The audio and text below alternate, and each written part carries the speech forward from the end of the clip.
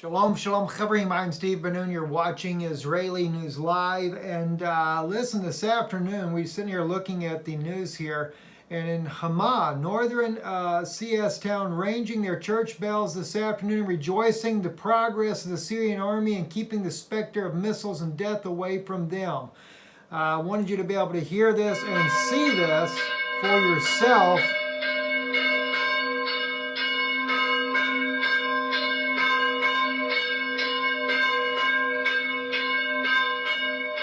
That's the way Christians celebrate when President Bashar al-Assad sends the Syrian military in their region there to liberate them from the U.S.-backed Al-Qaeda, Turkish-backed terrorists that rain fire and hell and brimstone down on Christians.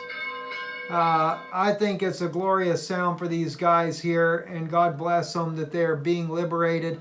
I keep thinking, though, of the scripture of Isaiah 17, where it says the fortress of Ephraim will fall. Because why?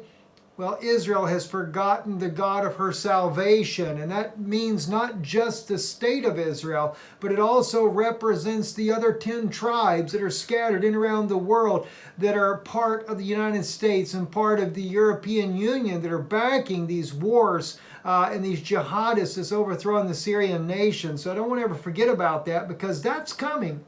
And it's in the not so distant future when Damascus will be taken down and the Christians that live in this part of the world will be destroyed. And that's pretty much about what's going to happen in the United States as well in the near future too. I hate to say it, friends, but there's a day coming where we're really going to have to bind together and stand like never before. So just wanted to share that with you. Let's go into a couple of other things here going on. Kim Jun Un test firing some pretty heavy duty weapons there. Trump not really saying a whole lot. He says a little disappointed, but he said we're trying to negotiate. He said, but I don't think Kim Jong-un wants to negotiate. Well, I think the thing is Kim Jong-un doesn't want to be bullied around. Let's just face it. Yeah, the guy's got some nuclear weapons, but if we watch what our nation's doing, we've just become an imperialistic nation. And we just topple countries anywhere and everywhere. And of course, we pour the sanctions on anybody that doesn't agree with us. And that's not just happening to nations now. In fact, there was an article that came out. I wish I'd have put it up here. I forgot to put it up here. How Venezuela is in the condition it is thanks to the U.S. sanctions that have been on it for about the past decade. And we've been bringing this out, but I was surprised to see that finally some mainstream media finally picked up the case as well, showing that that's the reason why Venezuela is in the problems they're in is because of the U.S. sanctions that has been crippling this nation for the last decade. Same thing going on with North Korea. Kim Jong-un has been trying to sell some of his coal. Now the U.S. captures the ship and then is escorting it to one of their own bases there because they're trying to go sell coal somewhere. I mean, isn't that just like the Antichrist system? You can't buy or sell, saving you do what we say. Well, it's not just going to end there either. Iran also is getting it. Iran appears to be restarting oil shipments to Syria as Trump turns up the pressure.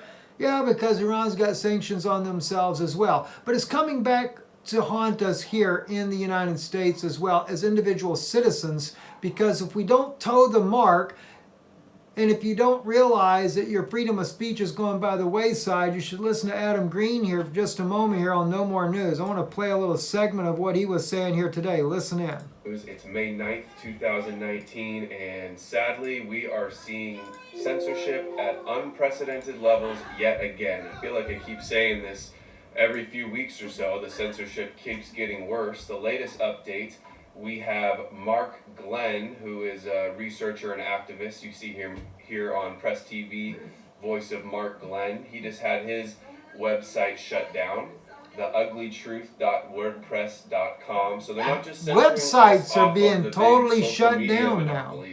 They're not just trying to not just social laws, media. Overturning the First Amendment, banning anti-Semitism like the Israeli ambassador called for recently, but they're coming after our own websites. The censorship is past out of hand. Where is our line in the sand? How much or more are we going to put up with and let these bullies push us around?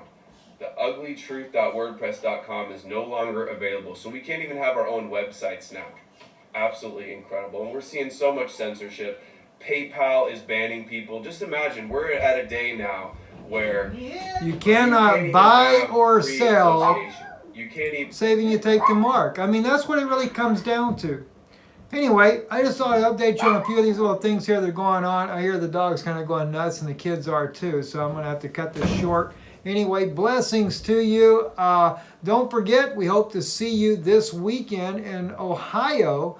PaulBegleyProphecy.com. You can go over there. You can order tickets if there's any available. I don't even know if there's any available now. I knew there wasn't a whole lot left when we first said it, but you can check it out for the May 11th conference there. My wife will be traveling with me as well. And I know sometimes you guys like to just talk to her, so I know she'll be at the conference, part of the conference there, I think more in the afternoon.